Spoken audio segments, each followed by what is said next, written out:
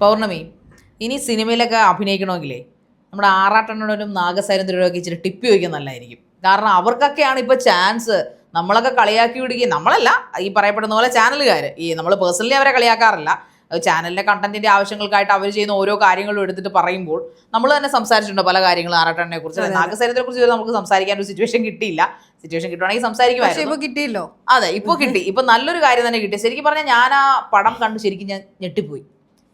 കാരണം ബസൂക്ക എന്ന് പറഞ്ഞ മൂവിയിൽ ഒരിക്കലും ഞാൻ സ്വപ്നം നാം നിരീക്ഷിച്ചില്ല ഇദ്ദേഹം ഉണ്ടാവുമെന്ന്. കാരണം സൂപ്പർ ആറാട്ടാണ്. അയ്യോ ശരിക്കും അതിനകത്ത് നമ്മൾ അദ്ദേഹം ഡയലോഗ്സ് ഒന്നും അതിനകത്തില്ല, ഒരൊറ്റ ഷോട്ടേ ഉള്ളൂ.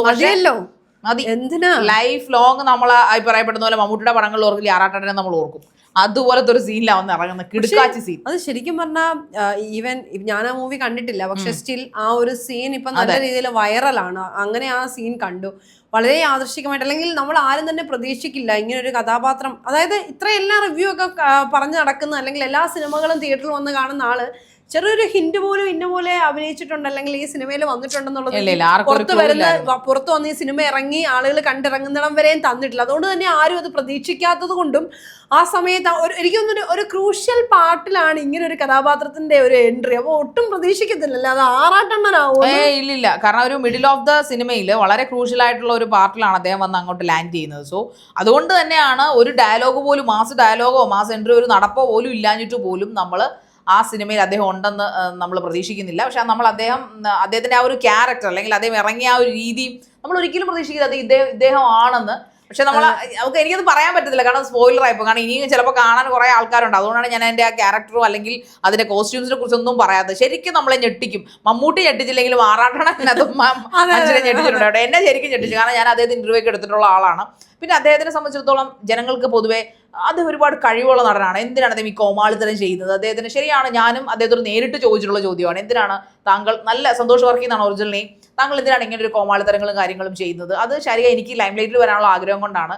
എന്നാൽ നല്ല ഒരു അവഗാഹമുള്ള, സയൻസിനെ കുറിച്ചൊക്കെ നല്ല ആധികാരികത സംസാരിക്കാൻ അറിയാവുന്ന ഒരു മനുഷ്യനാണ്, PhD ഉള്ള ഒരു മനുഷ്യനാണ്. നമ്മൾ പഠിക്കാത്ത ടൈപ്പ് ഓഫ് സയൻസ്, ഇത്തിരി ടഫായിട്ടുള്ള സയൻസ്, അങ്ങനെയുള്ള ആ ഒരു മേഖലയിൽ പ്രാവീണ്യം നേടിയിട്ടുള്ള ഒരാൾ. അദ്ദേഹം എന്തിനാണ് ഇങ്ങനെ ഒരു രീതിയിലേക്ക് ഒരു മന്ദബുദ്ധിയെ പോലെ, അല്ലെങ്കിൽ ഒരു എന്താ പറയുക, എന്തോ ഒരു പ്രശ്നമുള്ളക്കാരനെ പോലെ വന്നിരുന്ന് ഇങ്ങനെ സംസാരിക്കുന്നത് എന്തിനാന്ന് ഞാൻ നേരിട്ട് അദ്ദേഹത്തോട് ഇന്റർവ്യൂവിൽ ചോദിച്ചിട്ട് അപ്പോഴും പറഞ്ഞത് ഇതാണ്, ശരിക്കും അത് വേറൊന്നും കൊണ്ടല്ല, എനിക്കത് ഇഷ്ടമാണ്. അപ്പോൾ ഞാൻ ചോദിച്ചു, എങ്കിൽ പിന്നെ നല്ല രീതിയിൽ നിങ്ങൾക്ക് ഫേമസ് ആകാൻ ശ്രമിച്ചിട്ടുണ്ട്. പക്ഷേ ആറാട്ടണ്ണനെ സമയം മാറിയായിരിക്കും. ഇനിയിപ്പോൾ ഒരുപാട് സിനിമകളിൽ നമുക്ക് ആറാട്ടണ്ണനെ നല്ല രീതിയിൽ കാണാം. കാരണം ഈ ഒരു മോശം പേരിൽ അദ്ദേഹം ഒരുപാട് അവഗണനകൾ നേരിട്ടിട്ടുണ്ട് കേട്ടോ. കാരണം തിയേറ്ററിൽ നിന്നൊക്കെ അദ്ദേഹത്തെ പുറത്താക്കിയിട്ടുണ്ട് സിനിമ റിവ്യൂ ചെയ്യാമെന്നതിൻ്റെ പേരിൽ.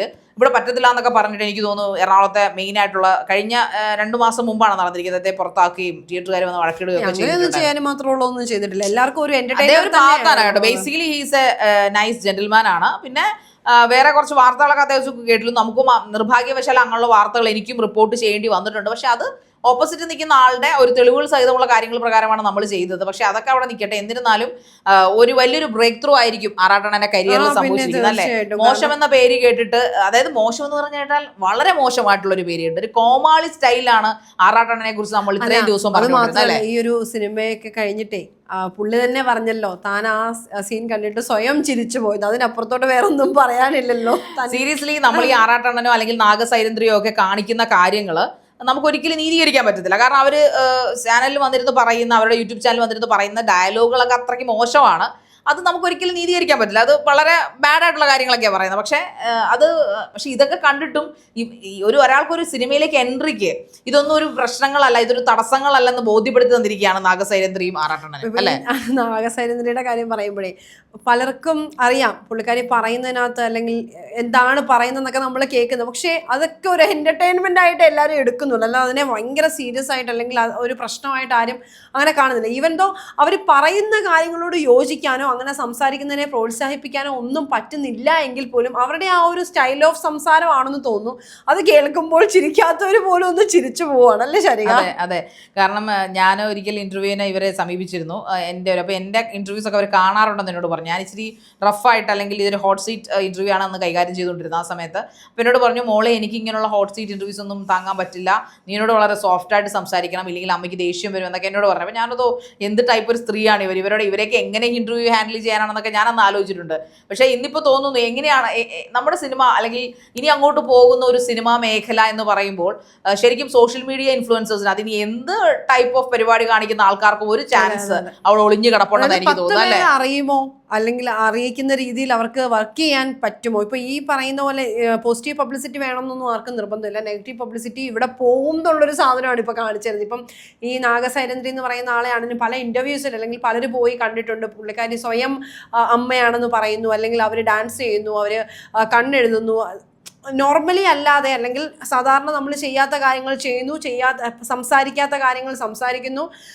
അവരുടെ ആ ഒരു വീഡിയോ ഒക്കെ ഒരുപാട് റീൽ ഉണ്ടായിട്ടുണ്ട്, ഒരുപാട് വൈറൽ ആയിട്ടുണ്ട്. മറ്റേ കഴിവുണ്ടോ എന്നൊക്കെ ചോദിക്കുന്ന വീഡിയോ ഒരുപാട് പേരത് കണ്ട് എന്തൊക്കെ കഴിവുണ്ടോടാ അത് പറയുന്നതെന്ന് അറിയില്ല. പക്ഷെ നമ്മളിത് പറയുമ്പോൾ തന്നെ ഏത് വീഡിയോ ആണെന്ന് ഊഹിക്കാൻ പറ്റും. കാരണം എല്ലാവരും തന്നെ ആ വീഡിയോസ് ഒക്കെ കണ്ട് കുറെ ആസ്വദിച്ചിട്ടുണ്ടാവും. അതുപോലെ തന്നെ കുറെ ട്രോൾസും വന്നിട്ടുണ്ട്. സീരിയസ്ലി പറഞ്ഞാൽ ഈ ട്രോളന്മാരൊക്കെ ഇവരെയൊക്കെ കൊണ്ടാണ് ശരിക്കും ജീവിക്കുന്നത്. നോർമൽ ആയിട്ടുള്ള ഒരു നടനെ വെച്ചിട്ട് ഒരു ഇൻഫ്ലുവൻസറെ വെച്ചിട്ട് ഇവർക്കൊക്കെ ജീവിക്കാൻ പറ്റും. നമ്മുടെ നാട്ടിൽ ഈ ട്രോൾ എന്നുള്ള വേർഡ് പോലും വന്നത് ഇവരെയൊക്കെ വെച്ചിട്ടാണ്. ഈ ആറാട്ടണ്ണനും അലൻ ജോസ് പെരേരയും ഈ പറയുന്ന നാഗസൈരന്ദ്രിയും ഒക്കെ ഒന്നും ഇല്ലായിരുന്നെങ്കിൽ, ഈ മയക്കണ്ണനോ ഏതാണ്ടൊക്കെ ഉണ്ടല്ലോ, ഉണ്ണിക്കണ്ണനും ഒക്കെ ഇല്ലായിരുന്നെങ്കിൽ നമ്മുടെ ട്രോളന്മാരൊക്കെ എന്ത് ചെയ്തേനെ കണ്ടന്റിന് വേണ്ടിയിട്ട്.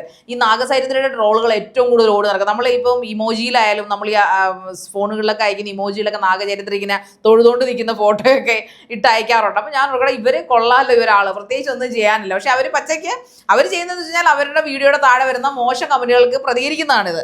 അവരിഷ്ടമുള്ളത്, അവരാണ് സ്വയം ദേവിയാണെന്ന് സ്വയം വിശ്വസിച്ചുകൊണ്ട് അവരവരുടെ വീട്ടിൽ കുത്തിരിക്കുക ചെയ്യുന്നത്. തിരുവനന്തപുരത്താണ് അവരുടെ വീട്, വെഞ്ഞാറമൂടിന് അപ്പുറത്തെങ്ങാണ്ടാന്ന് തോന്നുന്നു. സോ അവിടെ ഇരുന്നുകൊണ്ടാണ് അവർ ഈ പരിപാടികൾ, ഒരു ഫോണും വെച്ചിട്ടാണ് അവരിതൊക്കെ കാണിക്കുന്നത്. അത് അവരുടെ ഇഷ്ടം. അതിന് നമ്മുടെ നാട്ടിലെ അവരെ സദാചാര ഓളുകൾ വന്ന് ശരിക്കും തെറി വിളിക്കുമായിരുന്നു ഇവരെ. ആ തെറി കണ്ടിട്ടാണ് ഇവര് യുവമാരോട് ചോദിക്കുന്നതൊക്കെ നാണം ഉണ്ടോടാ, ബാക്കിയൊന്നും നമുക്ക് പറയാനുള്ളതല്ലേ, നിന്നെയൊക്കെ ആർക്കെങ്കിലും അറിയാവോടാ എന്നൊക്കെയാണ് അവർ ചോദിക്കുന്നത്. ബാക്കി ഡാഷ് ഉണ്ട് അതിന്റെ അപ്പുറത്ത് പൂരിപ്പിക്കാറുണ്ട്. എന്ത് തന്നെയാണെങ്കിലും എങ്ങനെയും കയറി പറ്റുമല്ലോ. അല്ലെങ്കിൽ ഒരു സിനിമ എന്ന് പറയുമ്പോൾ നമുക്കറിയാം അതിന്റെ പിന്നിൽ എത്രയോ ആളുകൾ. മരണമാസം എന്ന പടത്തിലാണ് നാഗസൈരന്ദ്രിയുടെ സൗണ്ടും അതോടൊപ്പം നമ്മുടെ കൺവിൻസിംഗ് സൂപ്പർ സ്റ്റാറിന്റെ പേരായിട്ടാണ് അഭിനയിക്കുന്നത്. പക്ഷെ അതൊക്കെ വലിയ കാര്യം തന്നെയാണ്. അതിന്റെ നമുക്ക് കുറച്ച് കാണാൻ ഒട്ടും പറ്റില്ല. കാരണം അത്തരത്തിലൊരു ബിഗ് സ്ക്രീനിലേക്ക് എത്തുക, അല്ലെങ്കിൽ ഒരു സിനിമയിൽ അഭിനയിക്കുക എന്നൊക്കെ പറയുന്നത് ഒരുപാട് ആളുകളുടെ സ്വപ്നം. ഒരുപാട് ആളുകൾ ഇതിനു വേണ്ടി പിന്നാലെ നടക്കുന്നവരുണ്ട്. അപ്പൊ അങ്ങനെ ഒരു സാഹചര്യമൊക്കെ നിലനിൽക്കുന്ന സമയത്ത് തന്നെ വളരെ സർപ്രൈസിങ് ആയിട്ട് അവരെ പോലെ, അല്ലെങ്കിൽ അവരെ പോലെ എന്ന് നമുക്ക് പറയാൻ പറ്റില്ല. കാരണം അവർക്കും അവരുടേതായ രീതിയിലുള്ള കഴിവുകളും കാര്യങ്ങളും ഒക്കെ കാണും. പക്ഷെ നമ്മൾ വില കുറച്ച് കാണുന്നില്ല. പക്ഷേ സ്റ്റിൽ ആരും പ്രതീക്ഷിക്കാതെ വളരെ അൺഎക്സ്പെക്റ്റഡ് ആയിരിക്കും ഈ തിയേറ്ററിൽ പോയിട്ട് പെട്ടെന്ന് അവരെ കാണുമ്പോൾ സ്വീകരിക്കുന്നത്, അല്ലേ? അതെ. കാരണം എന്ന് പറഞ്ഞു കഴിഞ്ഞാൽ ഈ നമ്മളെല്ലായ്പ്പോഴും ഈ നമ്മുടെ റീൽസ് ഒക്കെ ചെയ്യുന്നത്, കൂടുതൽ ഇൻസ്റ്റാഗ്രാമിലൊക്കെ റീൽസ് ഒക്കെ പെൺകുട്ടികൾ ചെയ്യുമ്പോൾ ചോദിക്കാറുണ്ട്. ഇപ്പം ഒരു ചെറിയ പയ്യനോടോ അല്ലെങ്കിൽ ഒരു ചെറിയ യുവതിയോട് ചോദിക്കുമ്പോൾ അവർ പറയാറുണ്ട്, സിനിമയിൽ അഭിനയിക്കാൻ വേണ്ടിയിട്ടാണ് നമ്മളിതെല്ലാം ചെയ്യുന്നത്. ഈ ഇൻസ്റ്റാഗ്രാമിലും യൂട്യൂബിലൊക്കെ കുറേയധികം ആൾക്കാർ കടന്ന് പയറ്റുന്നത് എന്തിനാണ്? ശരിക്കും സിനിമയിൽ ഒരു ചാൻസ് ഇടാൻ വേണ്ടി തന്നെയാണ്. പക്ഷെ ഇതൊന്നും ചെയ്യാതെ ആരും ഈ പറഞ്ഞ പോലെ ഭയങ്കരമായിട്ടുള്ള കഴിവുകളും ഭയങ്കരമായിട്ടുള്ള ഇതൊന്നും ടാലൻസ് ഒന്നും ഉപയോഗിക്കാതെ അവരവരുടേതായ ഒരു കോപ്രായങ്ങളും കോമാളിത്തരങ്ങളും കാണിച്ചു, നമ്മളുടെ ഭാഷയിൽ കോമാളിത്തരങ്ങളും കാണിച്ചുകൊണ്ട് വൈറലായ ആൾക്കാരാണ് ഈ നാഗസൈരന്ദ്രിയും ഈ ആറാട്ടണ്ണനും ഒക്കെ.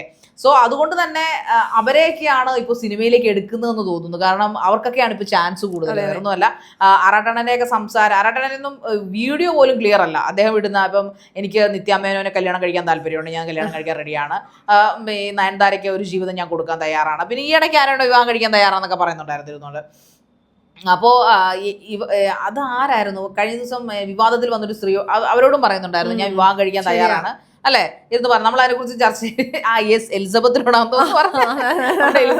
എലിസബത്ത് ഉദയരോടാ പറഞ്ഞു, എലിസബത്തിന് ഞാൻ ഡോക്ടർ, നിങ്ങൾ ഡോക്ടർ, ഞാൻ എഞ്ചിനീയർ, അങ്ങനെ ആ ഒരു രീതിയിൽ പറയുന്നുണ്ടായിരുന്നു. അപ്പോൾ ഇങ്ങനെയുള്ള കോമാളിത്തരങ്ങളൊക്കെ ആറാട്ടണ്ണൻ ഇരുന്ന് സ്വന്തം ഫോൺ, അത് ക്ലാരിറ്റി ഒന്നും ഇല്ല ഫോണിന്, തലയുടെ മൂക്കിൻ്റെ ഭാഗത്തെ മാത്രമേ കാണത്തുള്ളൂ ആറാട്ടണ്ണൻ്റെ വീഡിയോസിലെല്ലാം. പക്ഷേ ഇത്രയൊക്കെ കാണിച്ചിട്ടും അദ്ദേഹത്തിൻ്റെ മമ്മൂക്കാൻ്റെ ഒരു പടത്തിൽ, അതും ബസൂക്ക പോലൊരു നല്ല ബിഗ് ബഡ്ജറ്റ് മൂവിയിൽ ഒരു നല്ല ചാൻസ് കിട്ടുക, അത് എല്ലാവരും ശ്രദ്ധിക്കത്തക്ക രീതിയിൽ കിട്ടുക എന്ന് പറയുന്നത് അത് എല്ലാവർക്കും കിട്ടുന്നതൊന്നുമല്ല. ഒരുപക്ഷെ ഇപ്പോൾ തൊട്ട്, ഒരുപക്ഷെ ബസൂക്ക ഇറങ്ങിയപ്പോൾ തൊട്ട് ബസൂക്കയോട് അസൂയ തോന്നിയില്ലെങ്കിലും ആറാട്ടണ്ണനോട് കുറച്ച് പേർക്കെങ്കിലും അസൂയ തോന്നിയിട്ടുണ്ടാകും ഡെഫിനറ്റ്ലി. കാരണം എടാ ഇവൻ ഈ പണി ഒപ്പിച്ചല്ലോ. എന്തായാലും കൺഗ്രാസ് ആറാട്ടണ്ണ, താങ്കൾക്ക് അങ്ങ് ഒരു നല്ല ചാൻസ് കിട്ടിയല്ലോ, താങ്കളെ പേഴ്സണലി അറിയാവുന്നത് കൊണ്ടും ഇന്റർവ്യൂ എടുത്തുകൊണ്ടും ഒരു ആങ്കർ അന്ന് എനിക്ക് പരിചയപ്പെടാൻ പറ്റിയിൽ വളരെ സന്തോഷം.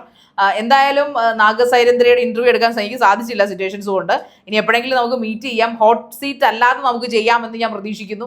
അതോടൊപ്പം അവർ ചെയ്ത ഒരുപാട് കാര്യങ്ങൾ, ഈ പറഞ്ഞ പോലെ ട്രോളർമാർക്ക് പെരുമഴ കൊടുക്കുന്നതാണ് ഈ നാഗസൈരന്ദ്രി.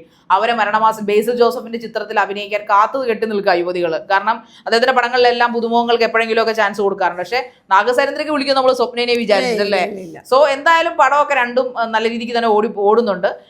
ഇനി ഇപ്പോഴത്തെ യുവതലമുറ ശ്രദ്ധിക്കേണ്ട ഒരു കാര്യം എന്ന് പറഞ്ഞു കഴിഞ്ഞാൽ ആരെയും നമ്മൾ പുച്ഛിച്ച് കാണണ്ട, ആരെയും നമ്മൾ കുറച്ച് കാണണ്ട. കാരണം നമ്മുടെ കാലം അങ്ങനെയാണ്. നമ്മൾ ഏറ്റവും ടോപ്പായിട്ട് വയലിൻ വായിക്കുകയോ പാട്ട് പാടുകയോ ഡാൻസ് കളിക്കുകയോ ചെയ്താലൊന്നും ഇനി സിനിമയിൽ ചാൻസ് ഒന്നും നിർബന്ധമൊന്നുമില്ല.